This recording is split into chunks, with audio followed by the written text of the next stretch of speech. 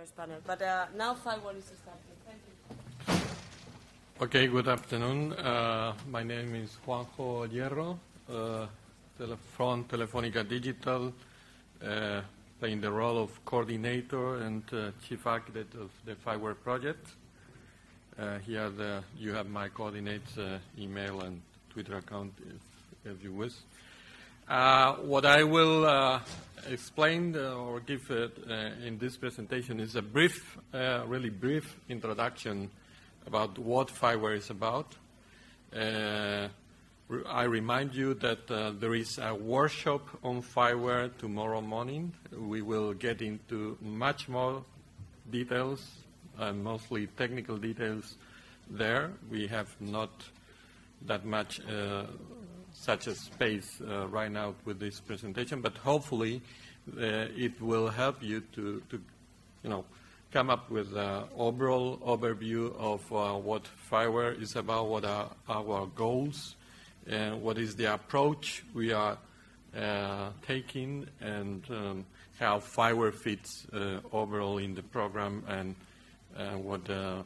how we believe that we will be able to really get the impact that ultimately we are looking for. Okay, and I think that there is no better way to introduce what any product is about than talking about our customer. Who is our customer? That's who really makes me wake up in the middle of the night feeling anxious because, well, it's obsessing me, and we need to deliver a product target too. Okay, is it the Commission? Well, certainly the Commission wake me up many nights in the middle of the night feeling anxious, I have to say, but it's not our customer. Our customer is maybe the big companies that are behind FIWARE. Not really. Okay, our customer is the application developer, and I would say more. It's not necessarily the end user. Of course, we, at the end of the day, will try to make impact on our society because we deliver applications that end users can use to make their life better, to make their business run more efficient. But in order to succeed in that ultimate goal, we need to convince who is going to be our real first customer, who are the developers. So that is what FIWARE is about bringing technology that developers will love, okay? And bringing then APIs. APIs is what developers love. Good APIs that will help them to develop the kind of applications they envision, that would help them to get rid of the complexity of creating applications that can manage large amount of data, that could be global, serving a lot of users, that can handle multiple millions of data sources. So APIs are about providing useful functionality and also getting rid of complexity. And that is what we are trying to deliver as a promise in FIWARE. Of course, at the end of the day, to make it all sustainable, there have to be companies that have to also bring those technologies that will implement those APIs that developers have to want to use. One of the key differentiators in that respect in FIWARE is that the open APIs we want to define are that thing. They are open, which means this will allow multiple providers to bring their platform solution and try to create business and value out of it. So FIWARE was designed with this very center focus on the developer, right?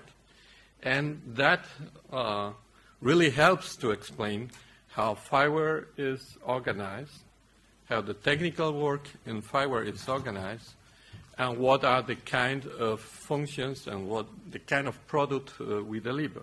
Here in this slide you can see a number of quite relevant, complex areas in which developers, we believe, would love to see some help trying to provide simple but yet powerful APIs that would allow them to expand and reach a wider target set of customers, being able to deal with much large data and data sources.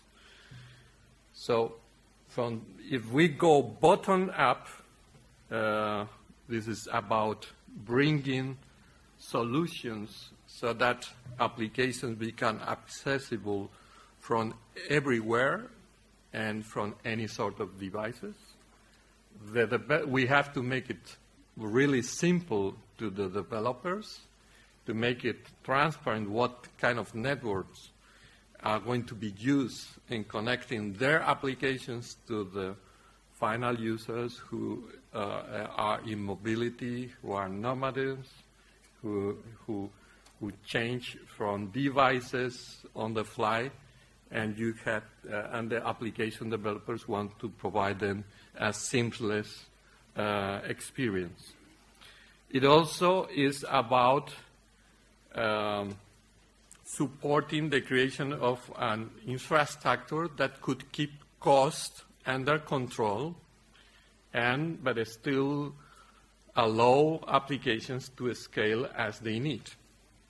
Cloud technology is what we are talking about here, so in that respect, we understood that part of the ingredients of our proposition, besides devices and the networks, which were this basic infrastructure I was talking about first, is a cloud on top that would allow applications developers to really deploy the applications in a scalable and global manner. Of course, also helping them to set up a secure framework where they can authenticate users, implement such things such as OAuth and the like, with a real investment in creating the basic technology that is needed for this. And on top of that, a number of libraries, if you want, that will help them to really develop applications faster, because there is a component that will help them to, for instance, connect to the millions of sensors that will be there in the future Internet, providing data that will allow them to handle interaction, context information coming out from interaction with a lot of users and things like that. Being libraries that would allow them to, for instance, program model scenarios as to be able to create context-aware applications and analyze all that data to transform that into knowledge they can put at the service of their end users in order to really provide value. Those were more or less the needs, and those needs really focused our design because we intended to create solutions for all these problems, all these challenges that we understood that application developers of the future Internet would have to face. If you want me to summarize this in a very single sentence, we are creating here kind of an operating system of what the future Internet is. Future Internet will have to do with hardware that will be all over the place at network level, device level, but we have to create a standard operating system with a standard runtime execution process support libraries, but also programming libraries that would help developers to create the kind of applications they are looking for. Something that really allows application developers to focus on the added value of their application, on the innovations they have, they can design, and getting rid of things that may become generic as to really be common to many other existing applications.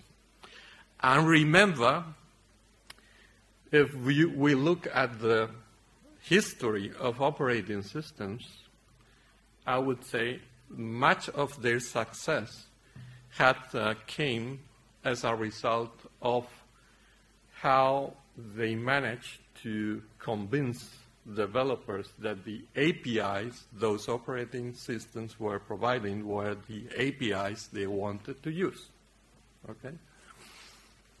Again, one of our bets is to go for open interfaces and deliver the promise that such operating system will have multiple providers, so they will not necessarily get locked in a given provider, which is what happens if you take a look at the current incumbent Internet players that are trying to build this sort of operating system. I'm talking about the Googles, Facebook, or Amazon. So we had the what, we had the how, and this has led to the different chapters in which FIWARE is organized. So we have a chapter that has to do with defining enablers and the APIs accompanying them that link, help to set up interfaces to take the most of underlying network and devices. We have the cloud chapter, which is targeted to development of enablers that help to create a cloud that will fit the needs of future Internet application developers. We are working on security enablers that will help to set up a framework for any application that will get rid of all the complexity about security monitoring, authentication, access, OAuth support, that kind of thing. It is about creating enablers that helps to integrate components and pieces of software and make applications faster, and also offer them in the sort of open marketplace that will be able to federate not only application stores being developed based on the store capability that the FIWARE is going to provide open source, but also being able to federate with existing applications stores. It's about creating open data context management enablers, and it's about providing enablers libraries that would ease the connection of applications to the wide, large world of Internet of Things that will come in the future Internet. Those components in those chapters is what we refer as FIWARE generic enablers. So in general, you can think about a FIWARE generic enabler like a set of functions, platform functions, that have a well-defined open standard API linked associated. Key aspect in our design and vision is that such a specification of the APIs should be open and royalty-free. Rather important, I think there is not such an initiative worldwide that is trying to bring all these elements in a single place, trying to create this portfolio of open standard APIs. And while we thought that we could not be just about creating paperwork, we need to show that you can implement software that really works implementing these APIs. So FIWARE is about creating a first reference implementation that demonstrates that those APIs are implementable and can really offer a value. All these components, both the APIs, but also these reference implementations that developers can start experimenting with, are becoming publicly available on one piece of the ecosystem we are envisioning, which is what we call the FIWARE catalog. If you go to catalog.fiware.eu, you will be able to see there the portfolio of generic enablers we have developed so far, and new things will come as time goes by. So stay tuned, because there are many nice and interesting stuff that will show up in that place. But it's not only about making this catalog available and show the world what we are doing. In order to really fast-track adoption, we thought it was a key element in the vision should be to create what we called the FIWARE OIL, the Open Innovation Lab. This Open Innovation Lab will be an instance of FIWARE, an instance that will be open to any third party, any developer. Of course, they will have to subscribe some sort of terms and conditions as usual, but it will be a free space open for experimentation so that people can really get there and touch the technology and really play with the APIs and try to see whether their innovative idea can actually be implemented and whether we deliver our promise. This will be launched by end of July. End of July is pretty close, so I think this will be a clear key milestone in the whole program. Very important, there is another project in phase 2, which is called SciFi. This SciFi project will set up a trial environment connected to the Open Innovation Lab so that anyone who first approach the Open Innovation Lab to experiment there with the technology will be able to deploy that technology on the SciFi shared infrastructure to run trials involving real users. This is an environment that will be spread along the whole Europe with running nodes in different countries. And we will start,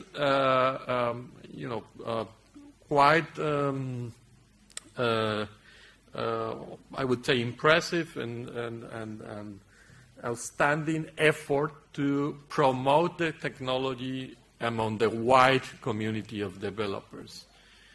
FIWARE launched the third open call that, by the way, closed yesterday, which was aimed to invite real professionals in promotion and creation of events, in networking with developers and entrepreneurs.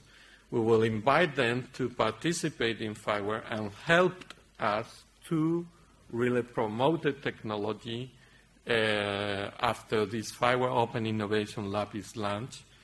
and reach the market visibility we are aiming to achieve. A number of developer contests will be set up. We will most probably talk about hundreds of thousands in prizes, awards for developers. So really something that may help to boost the whole thing. And of course, we shouldn't forget phase 3, which will also help to attract some developers and in the field. But it is not just about funding. We need to create a vision that will be attractive enough for SMEs, developers, entrepreneurs, and we would not just cover the whole thing by putting the ingredients we have just mentioned. We also have to deliver a promise of sustainability beyond the PPP.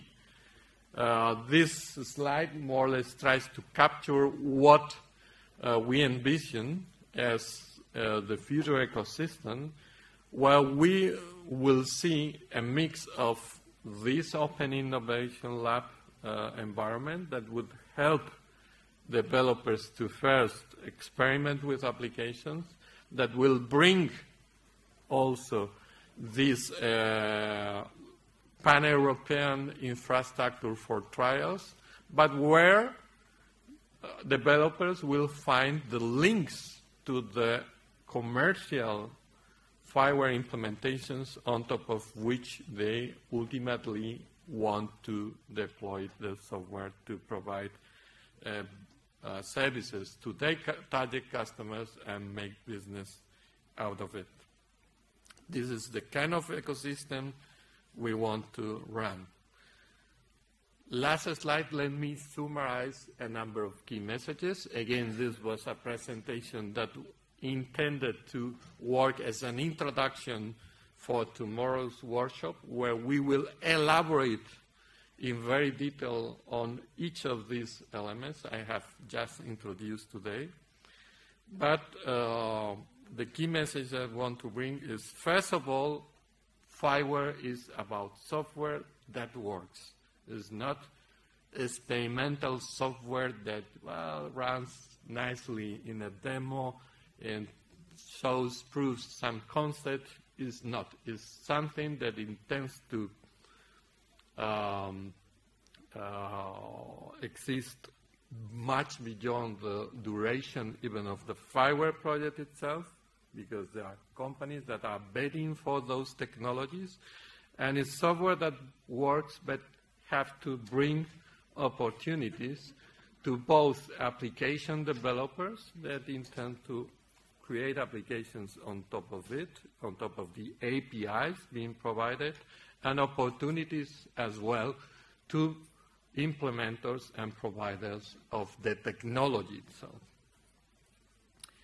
I think, honestly, we are putting in place the necessary ingredients necessary to cook a good dish, let me say.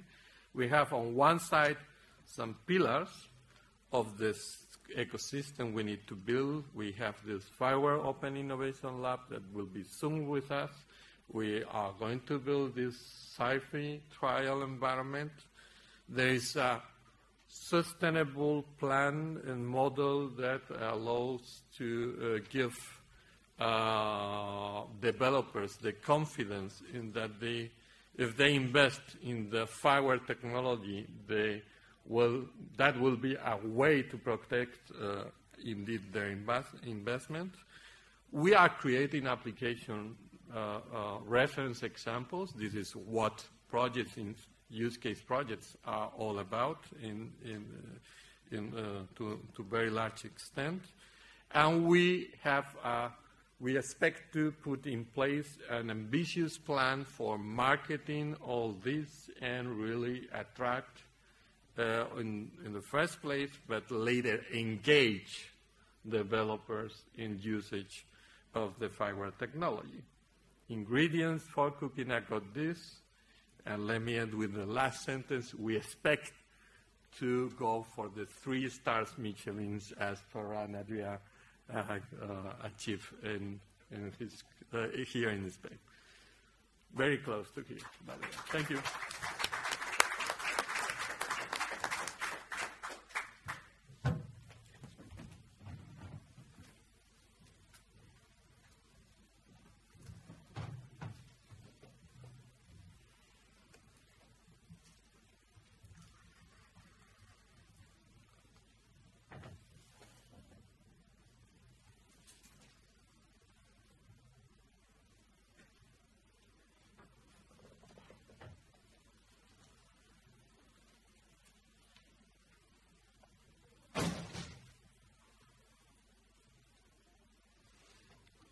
Okay, now that we have finished this presentation from Juanjo, that we understand where's our reach, where's our goal, and he explained how to earn the 3 Michelin stars. We are going to explain where you can find these places with 3 stars, where you need to experiment, and how we have selected to range them 3 stars. That's called Infinity. And the next project is Infinity and Beyond. But for the moment, we are going to explain the Infinity profile about infrastructures and the opportunities we are opening to these future Internet communities. So the today presentation is about the Infinity and the program, but will be more linked to these experimentation sites and where the future Internet experiments can take place, how they can take place, and how we are going to support this third phase, where we expect developers to really test their applications on these ICT infrastructures. Okay, as they presented this morning, that's the program. What we have now is what's available about the infrastructures in Europe, and that's what is called Infinity. Then we have this FIWARE that is providing the enablers, and we will go to the use of these infrastructures for really providing services. That is the project SciFi or SIFI, or how you can call it, that is the implementation. This project Infinity is the first phase, that is the identification profiling of these infrastructures that will be in place for this second and third phase. Well, we are a bit smaller project than FIWARE. We are 10 times less money, but perhaps as much as enthusiastic as they are in providing results to this program. And we are until March 2014 with several partners, as you can imagine. And what we want is to really position these infrastructures at the center of this innovation research. Let's say, these research infrastructures that are in Europe, that before this project, few people knew what they were doing, what they are providing, and what we can do with them. We are going to put them in a place, profile them, and understand how we can put them all together to really experiment and really get the business out of this. This is the picture of the infrastructures. We are going to have these technical exchanges, this methodology, this interaction, capturing the knowledge.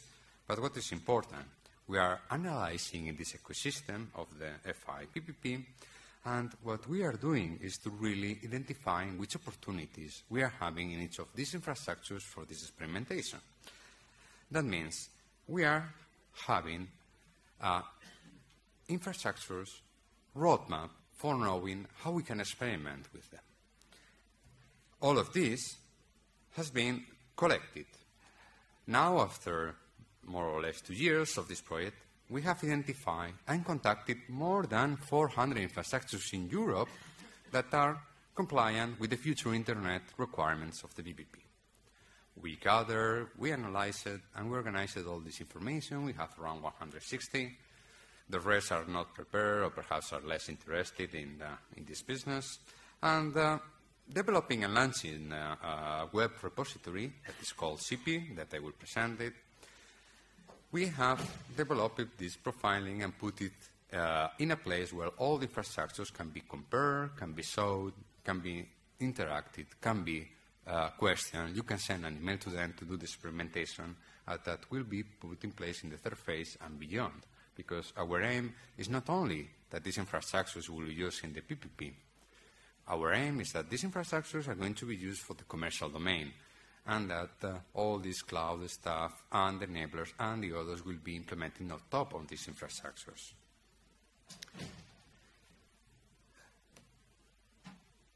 That's why our first step was this identification of a common description framework. We did pilot survey, first survey after 1 year, data analysis and constraint, then came the phase 2 proposals, and after having the requirements with the use cases, with FIWARE, survey feedback, and that, we have contacted these 400 infrastructures, and our web repository CP was launched in April 2012, and that is having lots of visits more every day, that we understand that these people is interested really in contacting them. What is important is not only these infrastructures are there, our profile, we understand how they're working, but every day we have more and more users interested. That is the aim of the PPP. This web repository is available and expanding, and this infrastructure analysis for the future Internet adaptation and adoption is something that is going to happen in the second phase. It's happening for the future Internet community. So it's not something that will be used only inside the PPP. It's something that will be promoted outside, and from the outside will be used to have and carry out trials there. Now, as I say, we did engagement, we did classification, we did the setup of the portal, and now we have more and more infrastructures. This was our first survey. Our second, now we're really doing this engagement.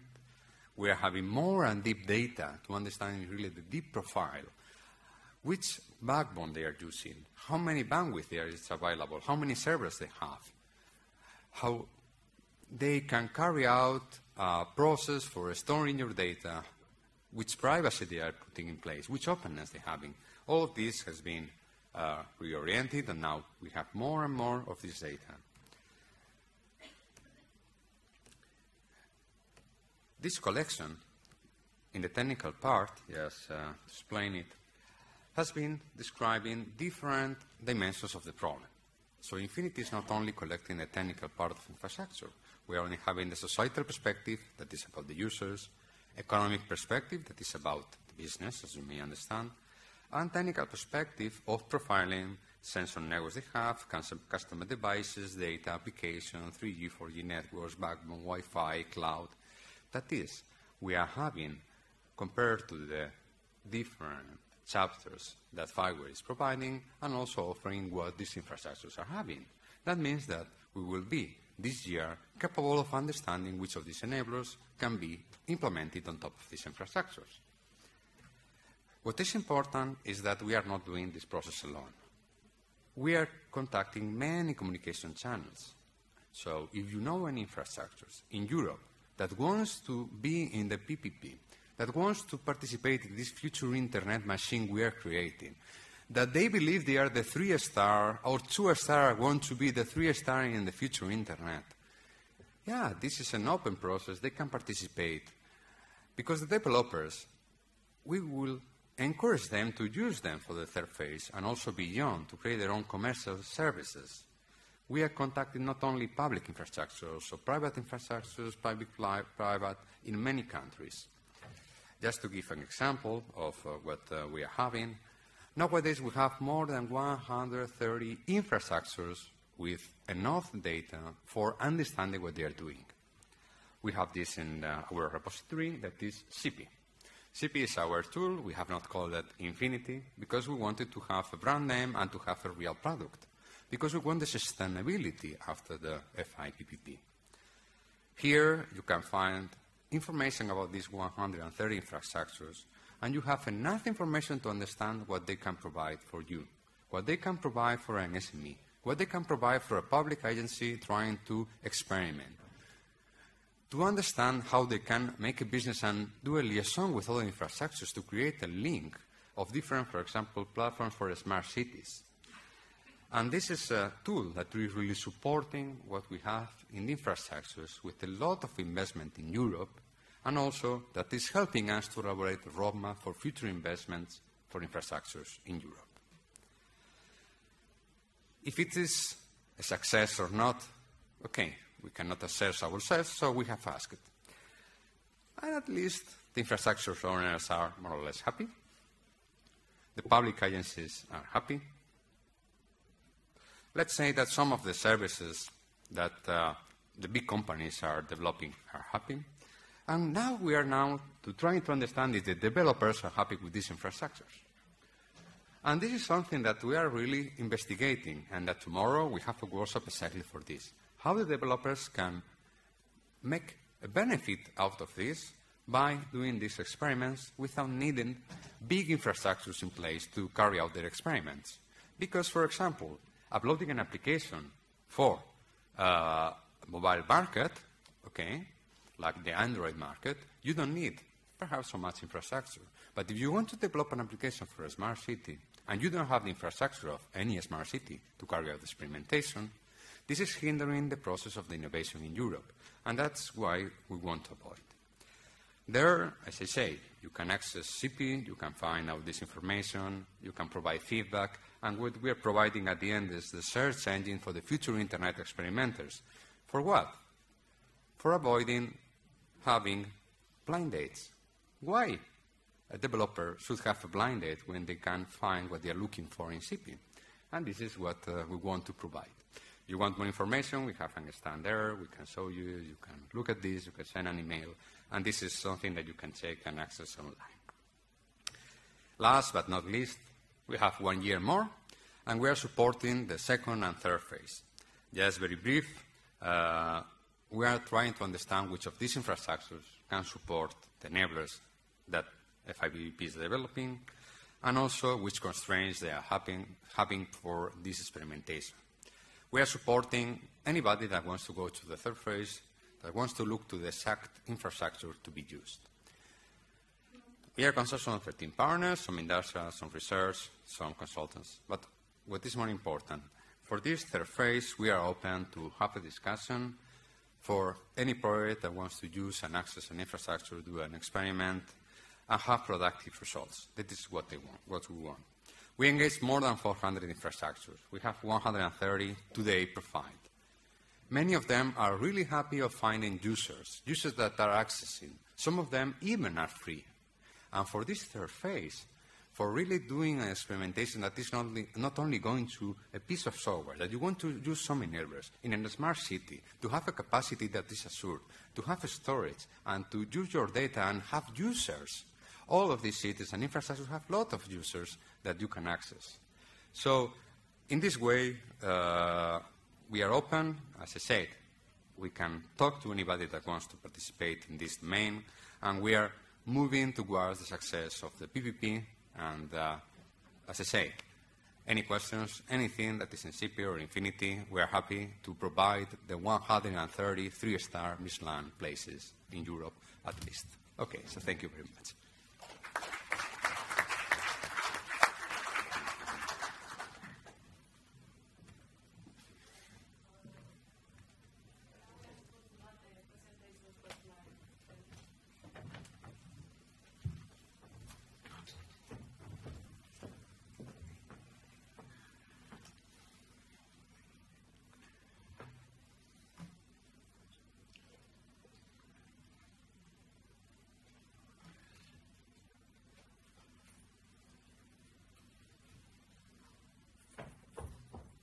You help me out? Yeah, no problem. Computer, which I usually not use. Yeah.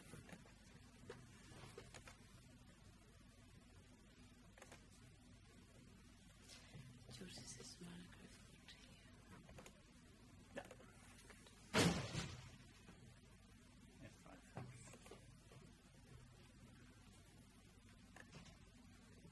Okay, good afternoon, everybody. My name is Krijn Poppe, and I present here the SMARTAGRIFOOD as one of the first use cases.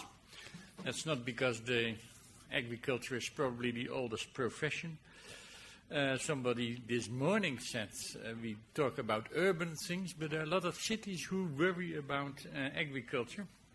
And if you have not, and feeding the city in the future, and if you have not been on the farm in the last 30 years, you would be very astonished how technically it is nowadays. We're talking on Internet of Things. We now also have Internet of Cows. All the cows in bigger farms are measured with sensors like a sport athlete. They are sport athletes and have more sensors than you and I. So that's for updating. Page down. Is that working? Yeah. So the agri-food cluster is an important economic European pillar. It's a large area. There are quite some environmental problems. If you think on pesticides, on nitrate, it's also a very large manufacturing industry in Europe, and it's one that certainly is here to stay. It's land-based and it doesn't move to China or the US. We will be in food in Europe and a food exporter for a long time. But there are problems in food. This is the graph. If you read all the stories on food securities, we are on a path in which we use more and more of the world.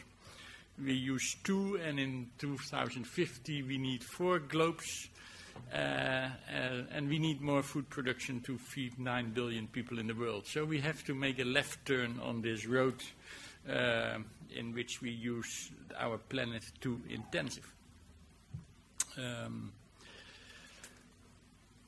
And that's one of the rationales to see how ICT and the future Internet can solve this type of issues. We do that with small and with big companies in the food chain. That's a debate, of course, how you create innovation, but a lot of the data is handled in the industry by coming from the input industry. We work with John Deere as a tractor manufacturer.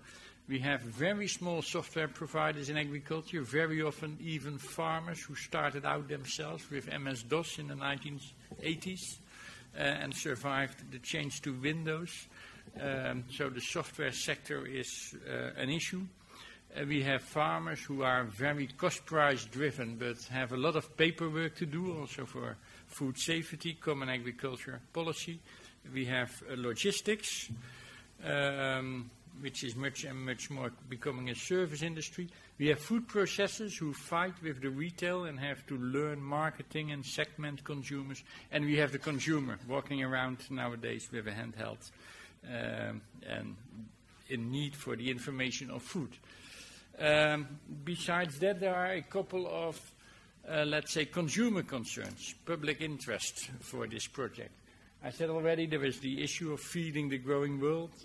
There is the sustainability issue with pollution and waste. 30% of our food is wasted somewhere on the land or in the kitchen with you.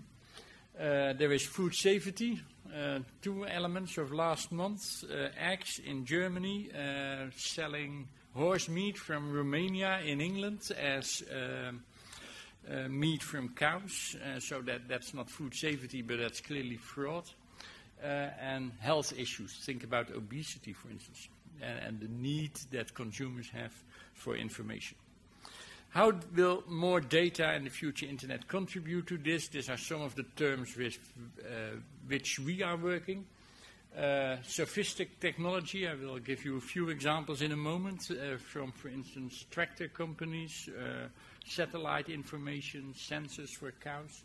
That brings us to precision farming, where farmers, even nowadays in glasshouses, use biosensors, and where the sensors technically can order the amount of light that the tomato plants together would like to have, or the amount of water.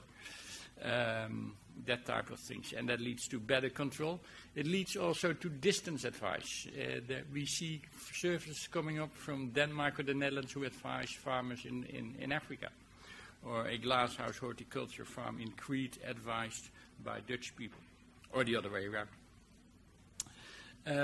Better service concepts in logistics, which overlaps probably a little bit with what we learn in a few moments from finance. Food processors that would like to measure the sustainability of their product and segment, and then consumer decision support. So that is what we do, and we think that we get open farm management systems, much more as talked this morning about on the web. Computer-aided advice, paperless chain. There's an enormous amount of paper which is still put out by one company and then punched in by another one. We call that an invoice. That should go electronically in the future, and then you get big data sets which can be much better used, for instance, for that advice. So that's a little bit about the food chain. And there are a number of ICT bottlenecks. One of the most important one, the poor level of data integration, or if you want it in other words, the interoperability in the chain. And therefore a common approach is needed. And we do that by, of course, developing applications based on the FIWARE specifications, the generic enablers. We help to specify them. We have a number of specific enablers, and we try to organize and link up with the community, all in line with what you heard this morning. This is done by 21 partners from 7 countries. These are the official partners. We have, in the meantime, companies like the flour industry in the Netherlands, which works with us on their own money, totally not legally involved in the project, but and it are a wide range. I'm from Wageningen, which is a university, but there are Atos, Huawei, software companies. There is John Deere, a tractor company. There are standardization organizations like GS1. They do all the product codes on the what you buy in the barcodes in the food. And SGS, which is in authorization and certification. They guarantee or try to guarantee that what you buy as organic is organic. We do 6 pilots, 2 of them in smart farming, 2 of them in logistics, and 2 of them in food awareness. That's the consumer side and the tracking and tracing. And I give you some examples. There is a demo which Ellie Sprunis from our project has outside here. There is an event also next week in Brussels, but I give you just some examples to give a flavor. This is the farm level problem, where you see already that there is a very low interoperability of data. There is data coming out of satellites, there is data coming out of weather forecasts, there is data coming out of tractors nowadays, there is data coming very often still on paper from different input and output companies, and there is data exchanged with banks and with accounting offices and with advisors. And it's the poor farmer who has to integrate that. And I forget the data that the government needs from him. This is the vision, and that's not too far away on what is happening on a modern farm. It's an Internet of Things idea. All the moving machines are tagged or have IP addresses. There is intelligence everywhere, and these are linked together, and there is a dispatcher, a machine, that's a program that says, hey, there is a thunderstorm coming. That means that probably you should not repair that machine and take 3 hours for that when it breaks down. You have to immediately try to replace it, although then you pay a little bit more money because that's more expensive. There are already machines. If you have a 24-meter spraying machine nowadays, you're not allowed to drive that, because then in the end you get your pesticides not in the correct way in the area. That's satellite driven. The main reason why people are still on the tractor is because the machines behind the tractor sometimes need help, but at a very modern tractor you can read your newspaper. Or read your screens. This is what we did in one of the pilots, is a scenario for a machine breakdown. I will not go into all the technical details, but then on the machine you have a screen. It looks something like this. You start a task in the bottom of spraying. You have started the task, and then there is a critical hardware detection. The machine says, okay, I have a problem. It doesn't work. You go into the details and you say, oh, what's happening there? You get an advice. directly from the machine or from an advisory center from John Deere company somewhere in Germany or in the US. And they say, oh, this is, you have to replace that thing. And then you can, using a marketplace, ask either John Deere or a number of dealers or your neighbor, if he is very good in repairing things, and say, do me a quote, what will it cost to repair? And you have a number of options. As I said, you can repair in the field, you can drive your tractor home and do it there, you can go to the dealer, which costs more time, and the solution will typically depend on how busy you are and if rain is coming in and how much money you would like to spend. You make a choice and you order, and then sooner or later you drive again. This is, I said already, plants start talking and cows start talking through their sensors. So this is how a farmer sees his fields nowadays and say, hey, I need irrigation, or I need more fertilizer to grow optimally. So plants start talking. Another one is from logistics, where we work on logistics intelligence, the connectivity, and in the end we think that we have real-time that's a difficult word, virtualization of the chain. So you're at home, you say, hey, where does this come from, these potatoes? And on your smartphone or your tablet, you can walk through the whole chain back to the farmer, where they were harvested 3 months ago, and you could even see what he used. Of course, you have to make deals if you are willing to exchange that data, but technically we are working on the solution. This is what we do with pot plants from the Netherlands to Germany.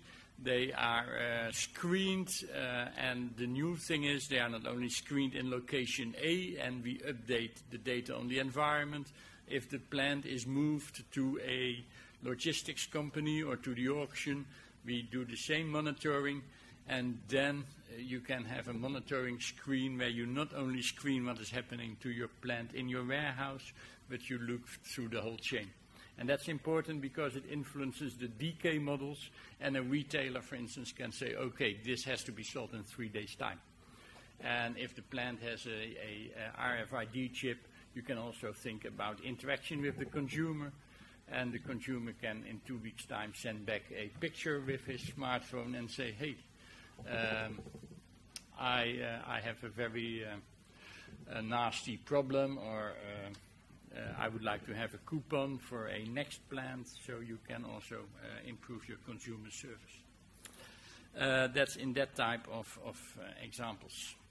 Then the last one, food awareness. You should talk outside. We do that with Bonpreu, a retailer very well known in this area in Barcelona. Perhaps some of you shop there, where essentially the issue is, delivering all the information from the chain on the handheld of the consumer, and also in the end giving profiles to the consumer so that he says, I have an allergy for nuts, or I'm pregnant, or I would like to have organic material, or I have seen that nice TV program yesterday evening and I would like to go buy those ingredients, and that you get that matching of those demands, profiles on your handheld with the material which is in the supermarket.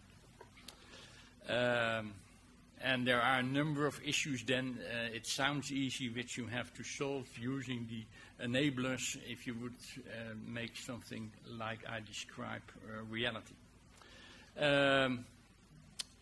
I end with some technical details how it relates to the generic enablers.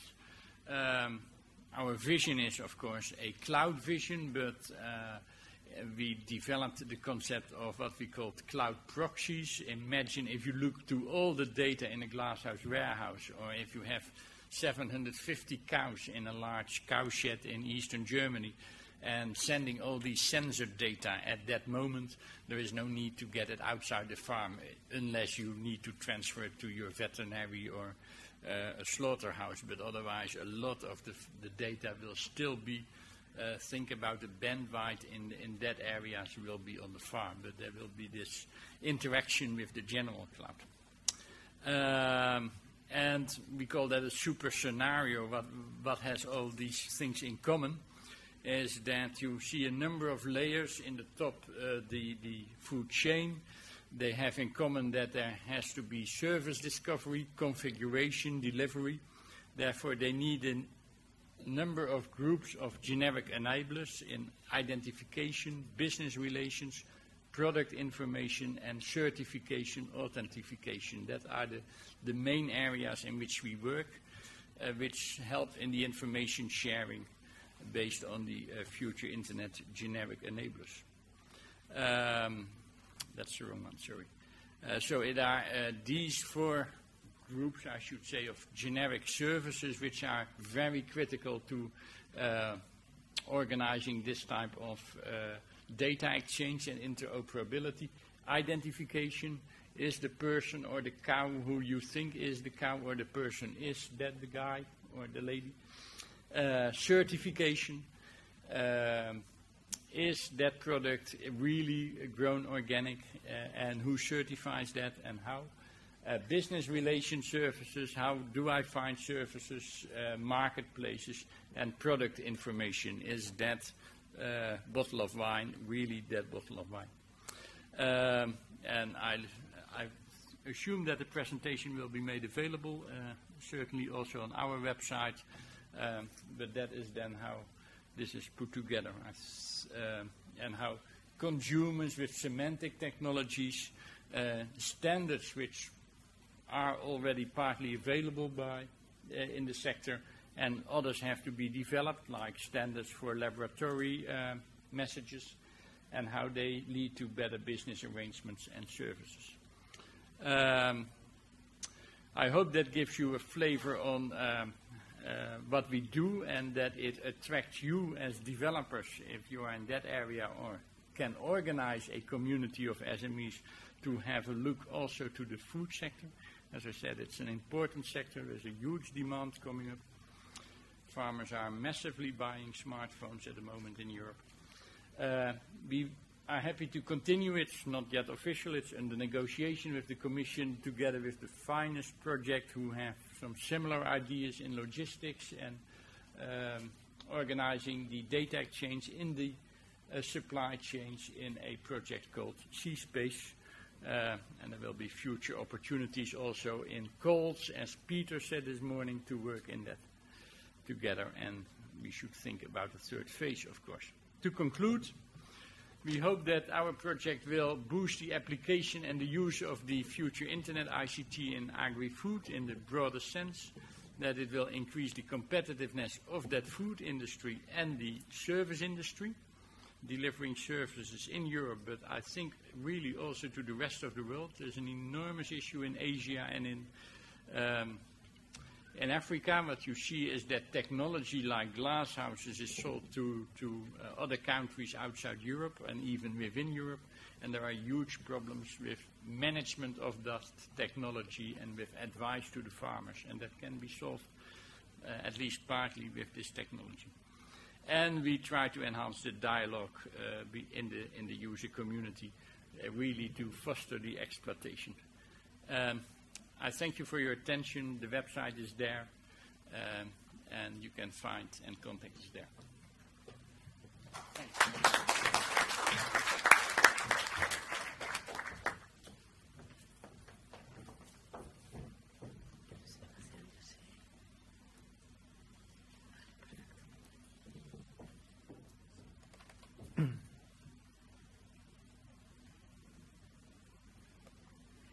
Okay, good afternoon to everyone.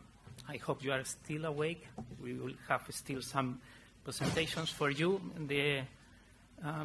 My name is José Lorenzo. I am working for Atos Spain in Madrid. And on behalf of the ENVIROFI project, and as the project coordinator, I will try to give you an idea, mainly focusing on the results of this of the ENVIROFI project in the scope of the FI-PPP. The ENVIROFI project was somehow representing the environmental domain in this constellation of use case projects, which a main target of providing requirements towards FIWARE. So you have heard already about what the target of FIWARE was, which is giving an overall infrastructure for the different domains being able to build applications on top of that. And I try to summarize in this presentation the results that are and will be available after the end of the project. End of the project that was scheduled at the end of March, that will be extended 3 months more until summer. So the new finish time for ENVIROFI will be end of June.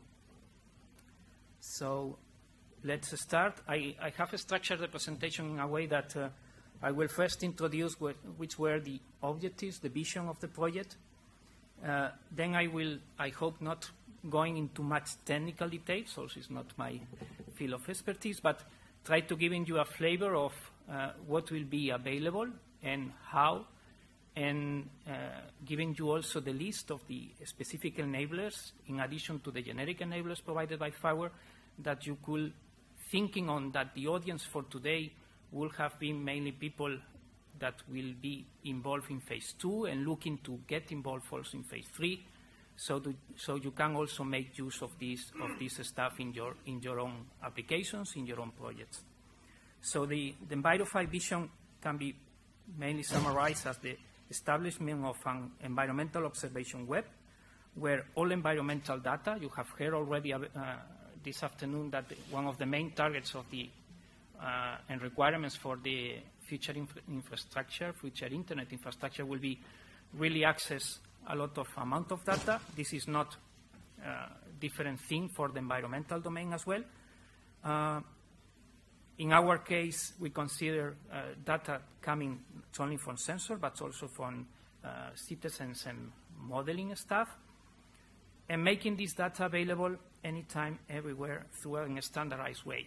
Standards play a major role in the description of our architecture and in the implementation of our enablers.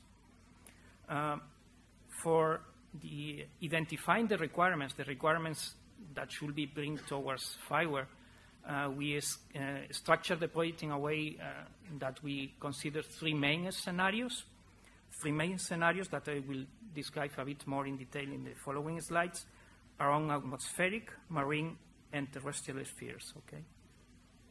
So the idea was, in one hand, of course, given the requirements and bringing to the technology foundation the large experience that we already have in the environmental domain for describing and implementing ICT architectures. And in the other hand, to feed back the results of the FI-PPP to the people in our domain, in the environmental domain. Three main aspects that were considered from the very beginning in the project when we talk about ICT in the environmental usage area. We very much focused on observations.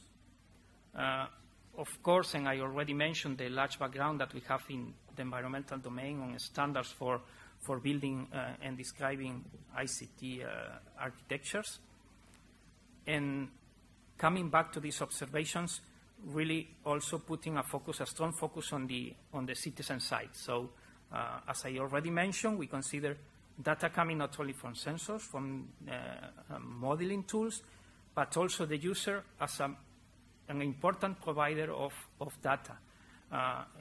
You can later probably visit us in our stand or tomorrow, and we will easily show you a couple of the main outcomes of the first two scenarios, the one on biodiversity and the one on air quality, where basically at the end the result is an app that you can install in your smartphone, and from there you as user can feed back data into the system on different applications.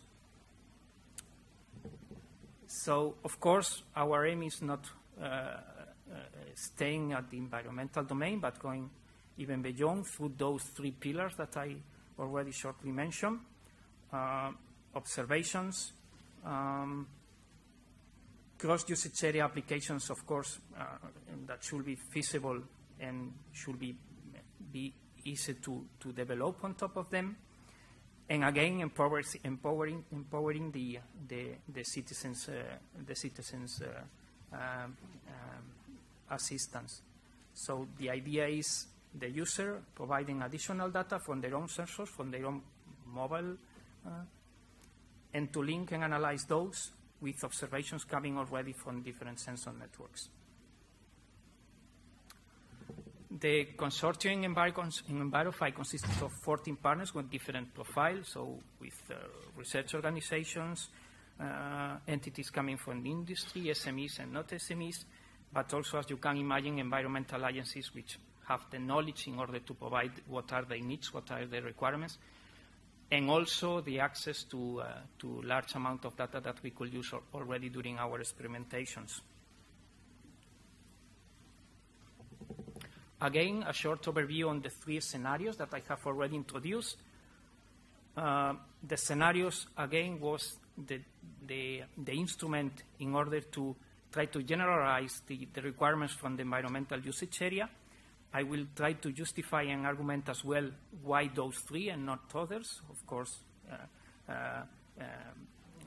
this we tried at some extent covering the 3 main areas of marine, air, and land, and as an overall generalization of the environmental domain. The first scenario was related to biodiversity, to the analysis, the quality assurance, and the dissemination of biodiversity data by enabling, through the use of semantic technologies, also biodiversity surveys. So the user, again, with a mobile can already identify and bring to the system new observations. The second scenario was around air quality. The idea was to personalize air quality information, okay, in your mobile phone.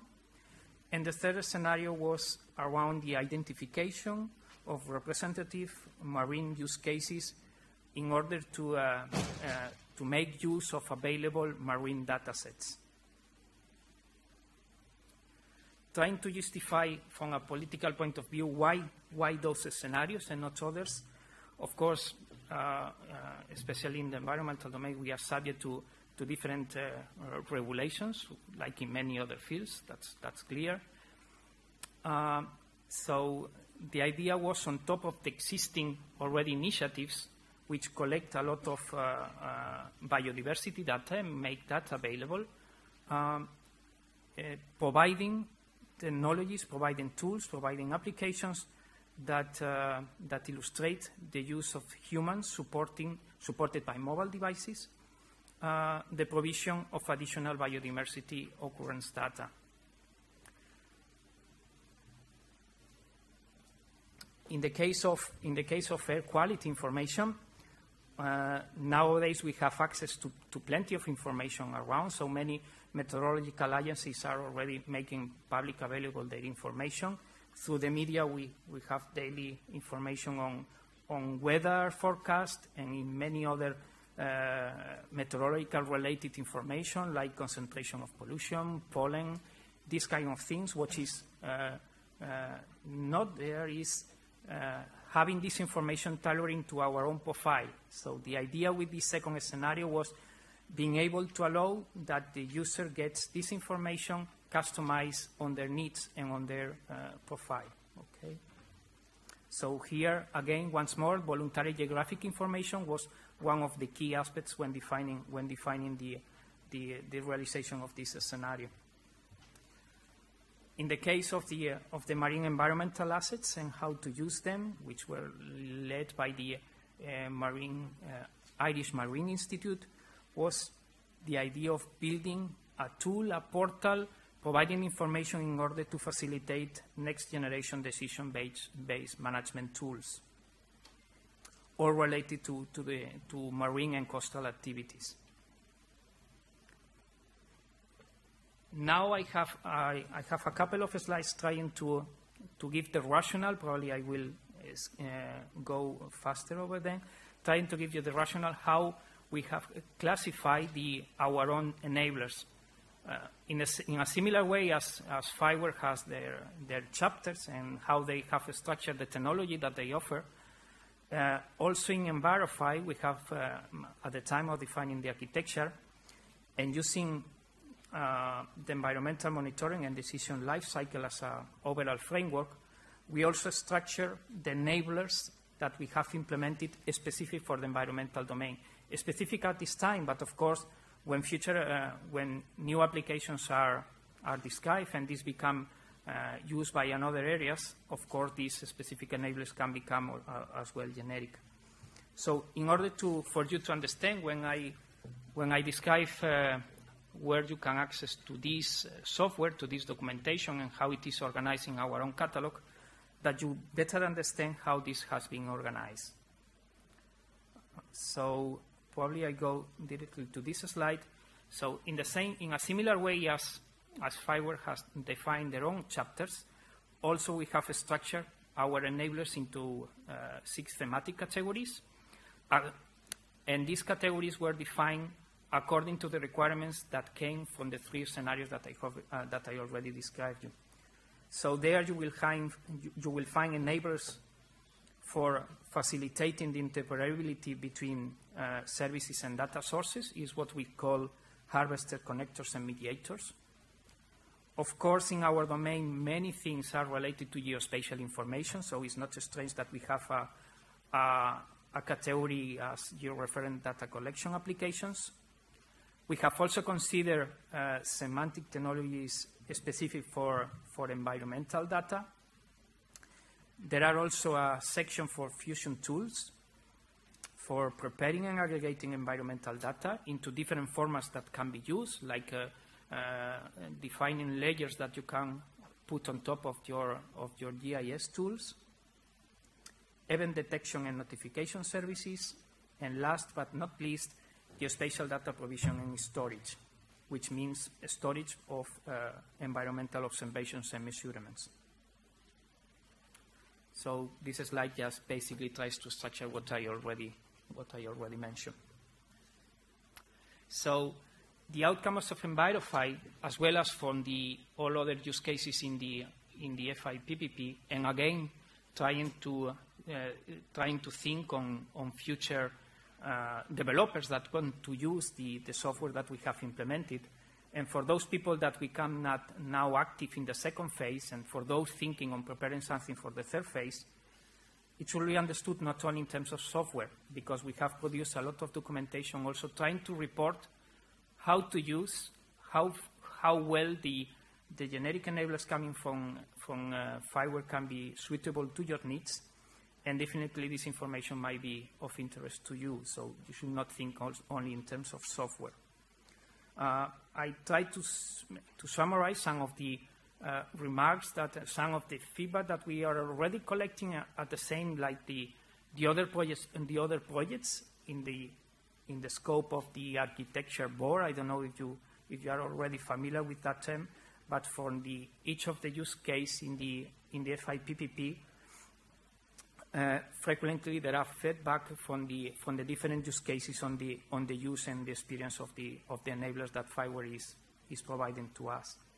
So already for the environmental domain, sometimes specific for the scenario that we have implemented, we have already been able to try to integrate in some of our pilots some of this software, and out of that there are reports that can give you an idea how you can do the same for your domain or for your applications.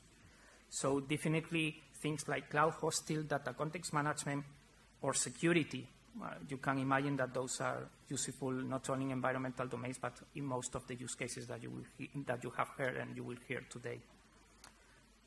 In another cases, they might not suit that well for our domain.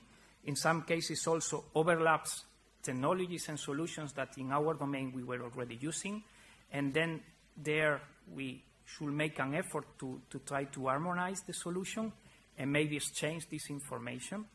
So from both sides, from the experience that we gained in the geospatial domain and from what is being done in the FI-PPP, this exchange information becomes to a good end. As well as the experience from the use of the generic enablers in our scenarios, we have our own testing on our own specific enablers.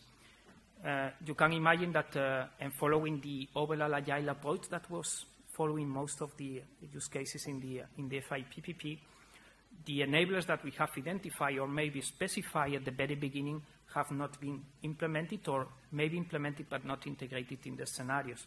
But in any case, the specification made available.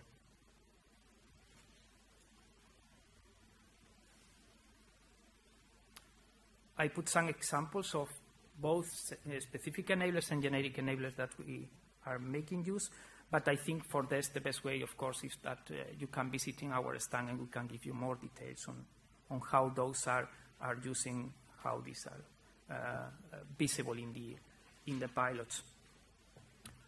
Also, we have already documented or thought about, and also as the rest of the use cases active during phase 1, we already thought on how to continue this work, how to, beyond ENVIROFI, how to cross our experience with another thematic areas, and how we can build on top of the scenarios that we have already described during the first phase, and to build on top of the pilot applications that we have already implemented.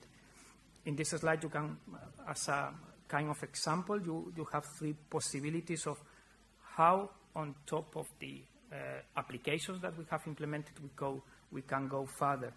Like, for example, the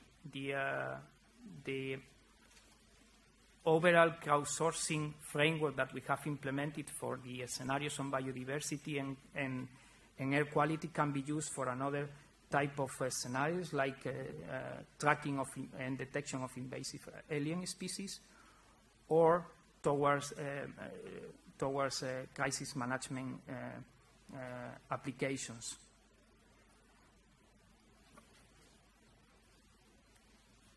So already some concluding remarks of a summary of which could be the results that can be used by others and the experience that we gained with the ENVIROFI project. Again, the information on the requirements and the specification of the specific enablers, the work done on shaping those generic and specific enablers in order to realize the pilots that we describe in our scenarios, promoting, as I said, scenarios beyond ENVIROFI in order to give sustainable continuation to the results, concrete experience on the use of the generic enablers in order for others also to, based on that experience, make a selection on what they need and how to adapt to their own needs, and also identification of those weaknesses that we have realized that for the environmental domain are not covered at the moment and how should be further extend, or realizing that those should be that those are specific enough that the environmental domain should take care themselves of that. In a similar way as FIWARE is publishing their software, their documentation, we decided as well to publish our own catalog. So under catalog.envirofi.eu, what you will find, there is, of course, already information available, but from here to the end of the project, this will become enriched in a similar look and feel that the FIWARE is doing. And the decision was in order for others to really get easily use of this information. You will find categorized on the 6 thematic areas that I described before, the different specific enablers that we have in some cases specified, and in other cases specified and implemented during the project lifetime. So from the entry point in the catalog, you will see an overview of the catalog. Then you will have categorized the different specific enablers, and for each specific enabler, you will have description, links to the instance in some of the cases, and further documentation as well as downloads of the software that you can try to use yourself. And for each of those, the contact information and the version and this kind of information. The idea was to publish all this in a similar way as FIWARE is doing, so for an easy uptake for other use cases. So the idea behind the catalog was to serve as central repository of the specific enablers implemented in ENVIROFI, a placeholder for the documentation in order for you to start using ENVIROFI implementations, as well as also finding links to the implementations of our pilots. Nowadays, in fact, those pilots are described under the project website, and there is ongoing and harmonization work of what should be in the catalog, what should be in the project website. But if you go to the project website, you will find at the moment for each of the 3 scenarios, in the case of the biodiversity and air quality one, mobile apps that you can download and try, guidance documents, how to use these, and even short videos with explanations on how they are, what they are about, and how you can make use of them as well. So probably too late if you have not already planned to attend, but in any case, next week, it was planned from some time ago to have our final conference, our final ENVIROFI day. This was planned also before we agreed to extend the project until end of June. But nevertheless, let me just use 1 minute more for publishing what we will do next week. The idea is to have a full day between the Eye on Earth conference and the Imagine conference. Those type of conferences are well known in the geospatial and in the environmental domain, so might not be suitable to all of you. And we have arranged there a full day of activities. Again, of course, is next week is too late, but just to make you aware of that. That was all from my side. We will be around, me and a couple of colleagues more from the ENVIROFI consortium today and tomorrow. So you can either visit us in our stand outside, and you, of course, you can ask me anytime you wish anything. Okay? Thank you.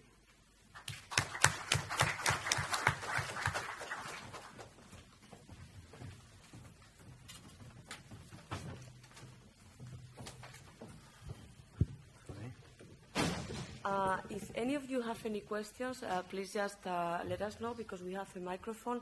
But because we are running quite a bit late, I could say, you also know that you have all the projects outside in case you have specific questions. But please, after every intervention, just ask for the microphone and ask as many questions as you need. And now is the turn for OUTSMART. Yes, thanks.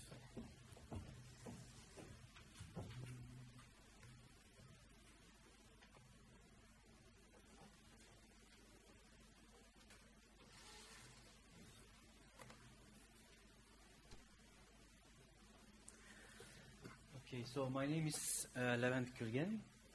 Actually, this presentation normally was supposed to be done by Mirko, but unfortunately he had to cancel his trip at the last minute. So I will try to make this presentation. So this is the OUTSMART project.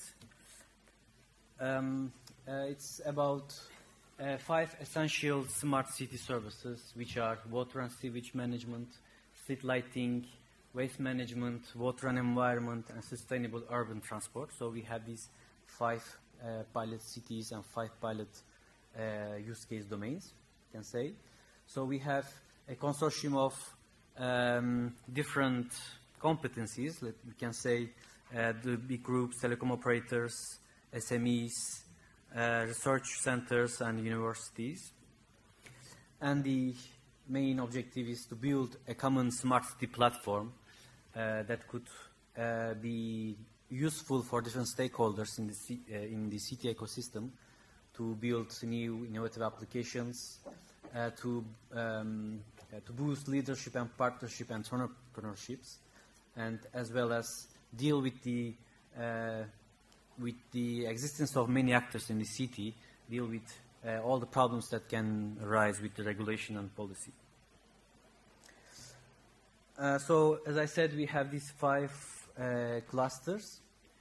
And so we have Trento for the water and environment, Berlin cluster for the waste management, Birmingham cluster in UK for transport and environment, water and sewage in our Denmark, and smart metering and street lighting in Santander.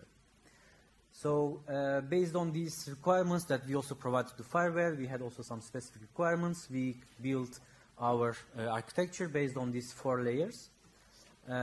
Communication layer that is there to collect information from the city. It can be sensor networks mostly, but also other sources of data that are available in the city. And then on top of that, we have the data gathering and processing layer. And on top of that, the service layer that will be used by the service developers to reuse existing services that represent these capillary networks to build the higher level services on top of that. And in a vertical orthogonal way, we have management and security layer. So this is the whole picture. So the objective is here to say that, okay, we have different work packages dealing with different technical and functional layers. So the objective of this slide actually to show how we map from the functional point of view to the enablers that are proposed by FIWARE.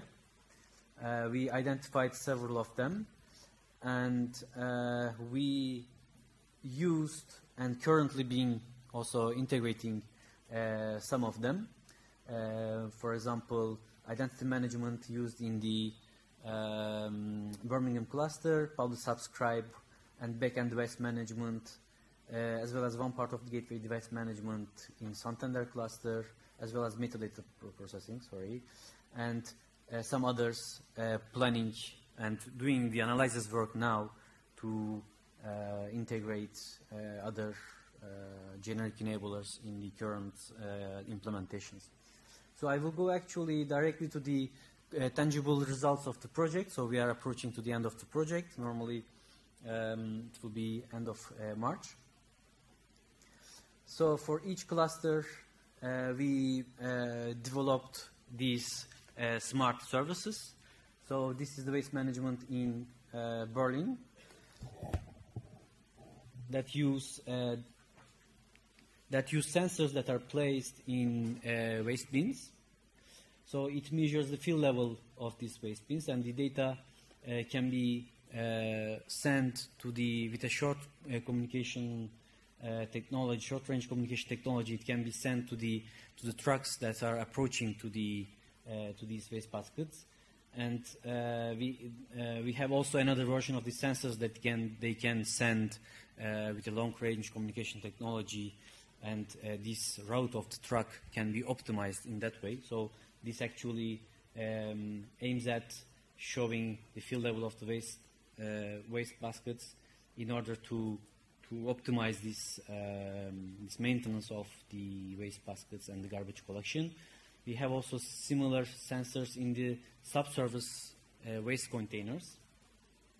This continuously measuring this field level. It can take some historical, it can store this data in a database as well, besides alarming when real-time events occur, like it arrives to the up level of the subsurface.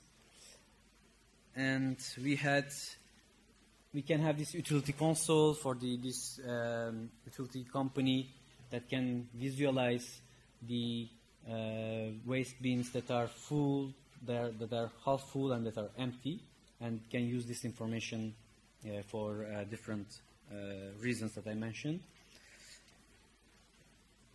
And this is the common infrastructure, integration of this OUTSMART waste management platform inside of the existing business ecosystem of the BSR, the company that is responsible of garbage collection in Berlin. So we have actually built the demonstration, and we demonstrated actually yesterday and before yesterday in the Mobile World Conference, and several visitors could test our demonstration and could see the results in real time. Second use case is this smart street lighting that we developed, also smart metering in Santander City. This is about visualization, building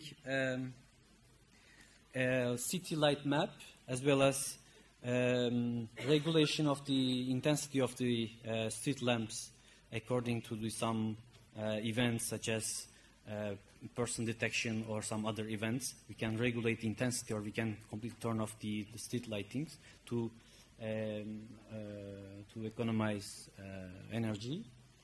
So we have different devices. We have metering devices provided by the companies. We have sensor nodes that measures the luminosity in the city.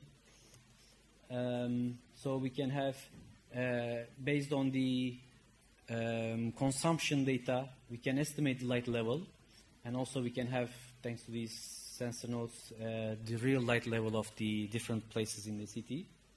That helps us to build the city light map. And then, besides monitoring the luminosity, we can also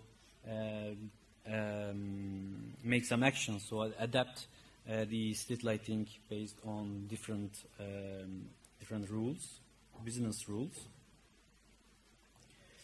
So the objective is, for example, having such kind of public street lighting map, as well as measuring the luminosity levels from different devices in the city, using, for example, a map that can visualize at a given place the luminosity level, or other measures can be attached to that one, like temperature or humidity or pollution levels. So the third one is the sustainable urban transport use case from Birmingham cluster. This is not really using IoT devices, but is more based on the open data paradigm. The objective is providing to the visitors and also the citizens of the city with real-time information, with a specific target on to being eco-friendly. So it can also combine this information with some other local points of interest, for example. So the objective is to reduce as much as possible the carbon emission. Also, we have some motivation and to offering some incentives to the users by giving some credits, for example, as much as they walk, or as much as they use bicycles, or as much as they use public transport, they receive credits that they can use these as some reduction in some shops, for example. So each user can have a trip planner. So based on his interest, usual routes, it can have its own trip planner that can have different options that the application can propose, such as walking, driving, bicycling, transit, and can provide information on the calorie that it needs to perform this route, or if it takes the car, how much carbon emission it will provide. This kind of tips that the application can give. You can have more information on that in the website of the project. So the next use case is on the water and sewage management in ours. The idea is again based on the open data. The objective is to use different sources of data available in the city. For example, in this case, it is the production data, such as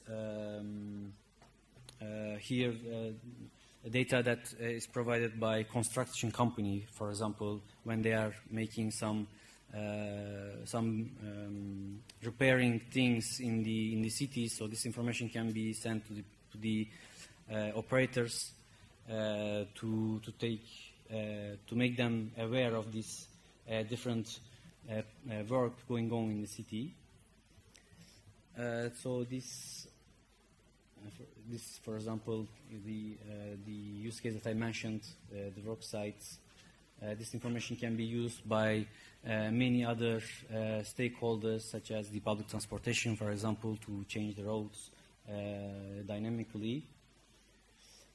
So our cluster has provided these different data, different types of data in a common portal targeting citizens. So a citizen can have a dashboard, city dashboard, that can have different information from the different data sources, such as pollution level here, temperature, the trains that will, the schedule of the transportation, or some images from the city, some statistics. This is the birth and the death rates in the city, as well as other information on the city. So the last cluster is the trend tool. This is about leak detection. So by using in the water pipes, by using acoustic sensors, they can detect leakages and localized leakages very precisely. And this information is used by the utility company to react as soon as possible when there's a leakage detected. So it can have also alarm facilities, it can store the historical data, etc. So the objective, as you see here, we have 5 clusters. 3 of them is based on the IoT systems. 2 of them is more open data paradigm. We use different technologies, different communication technologies, different data models, different data management,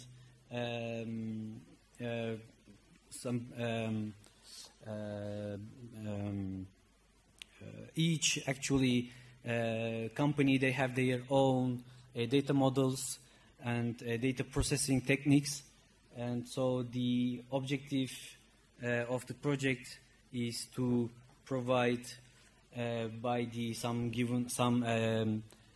project-specific enablers, but again generic for a given application domain, that these enablers that can be used to provide generic data management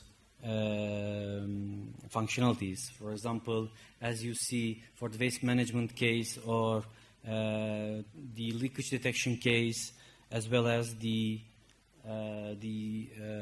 street lighting case, the scenarios is quite similar. We can say we gather data from sensors according to some given rules. We can detect some events, and these events should be sent to the interested parties, mostly the utility companies, for example. So these functionalities, some part of these functionalities we took them from FIWARE, and some of them we implemented ourselves. So again, the objective is to provide this common technological layer.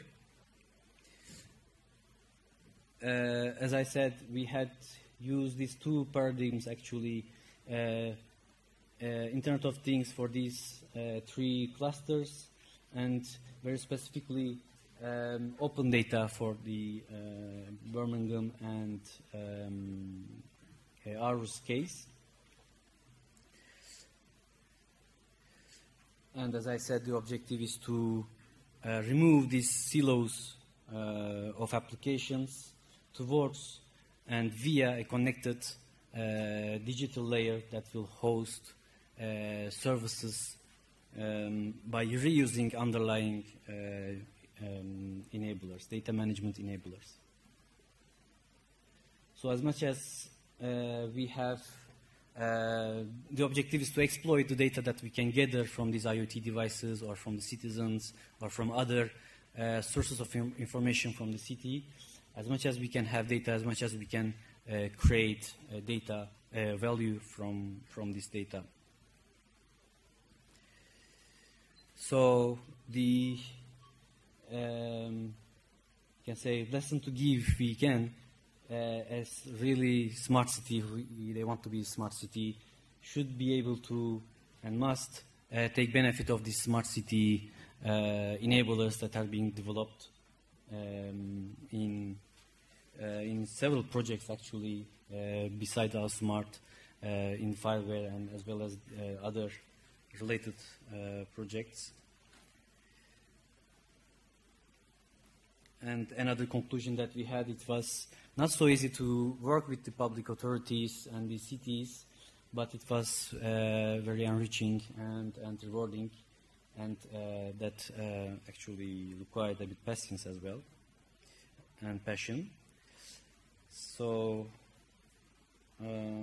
actually this is the end of the presentation. So if you have questions, you can send to Mirko or to myself as well, or I will be here also in the coffee break.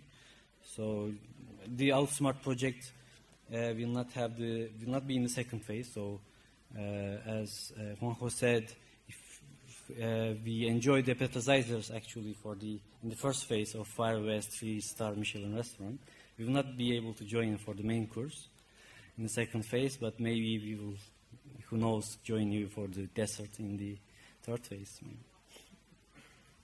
Thanks.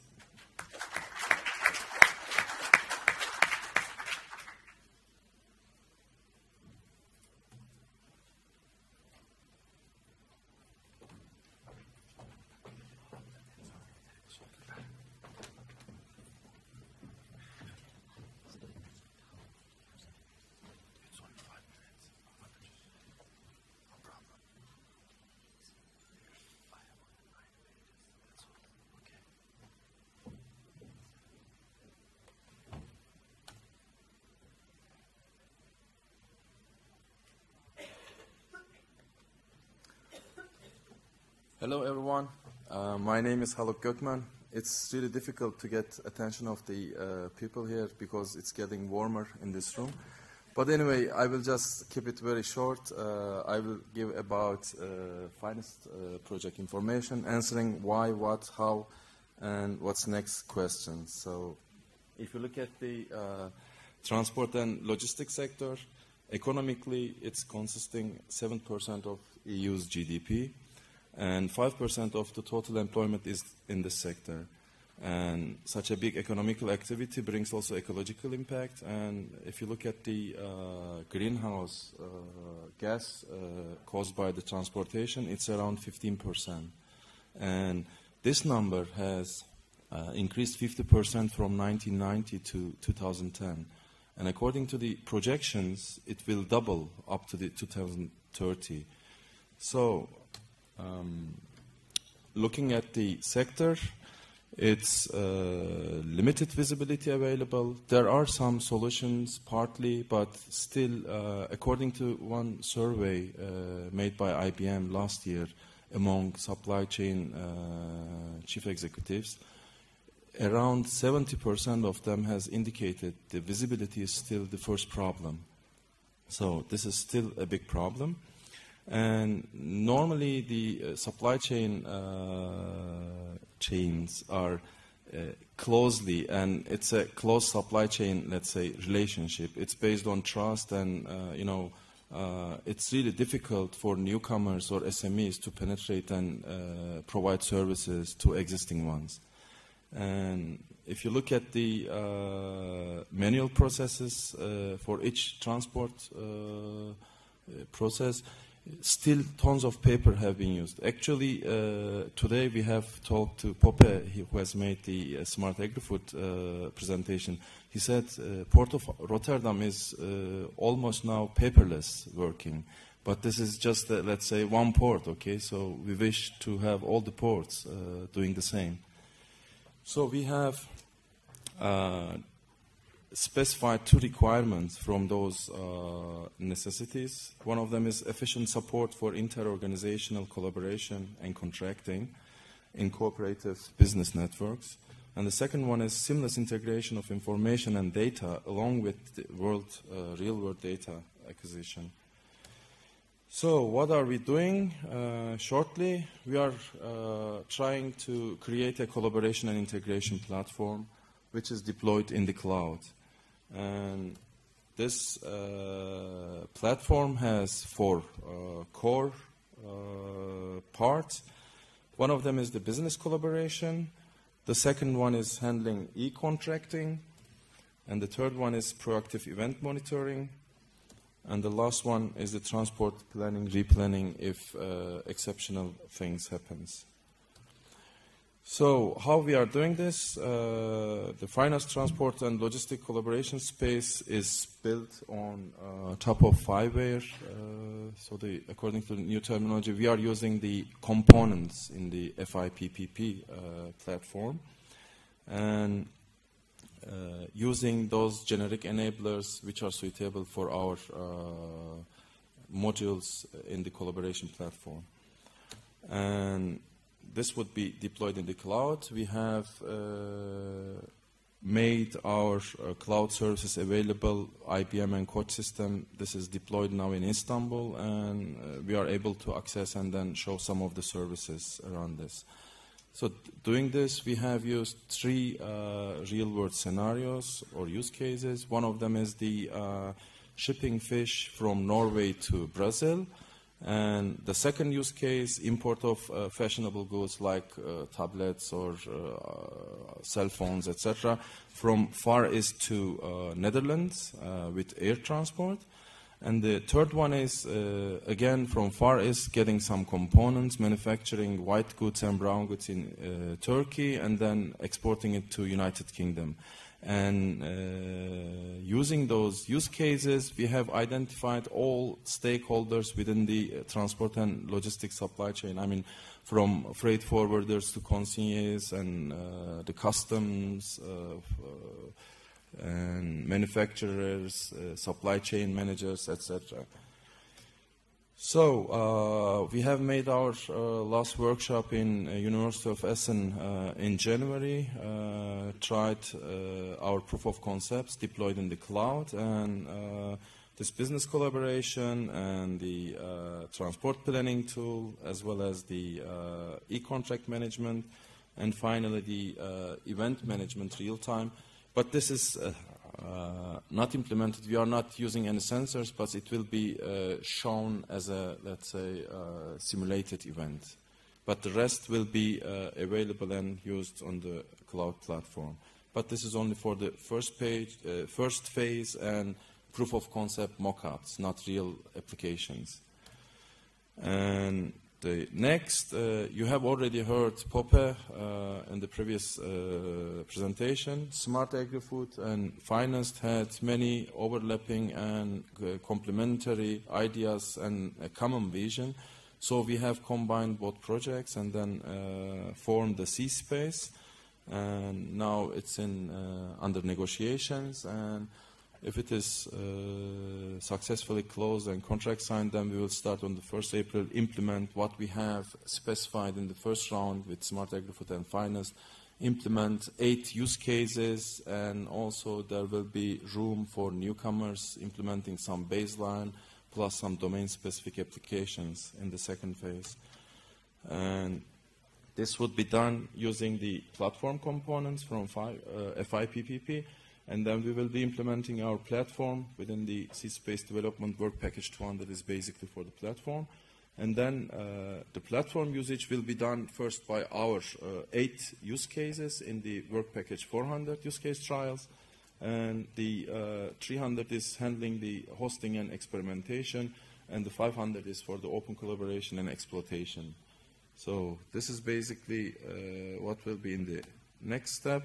So in the finest, we have 11 partners. Don't look at the logos because Duisburg Essen has 3 or 4 logos over there because different institutes are available in the project, and 6 countries.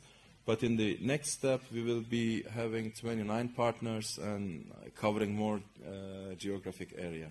Thank you very much.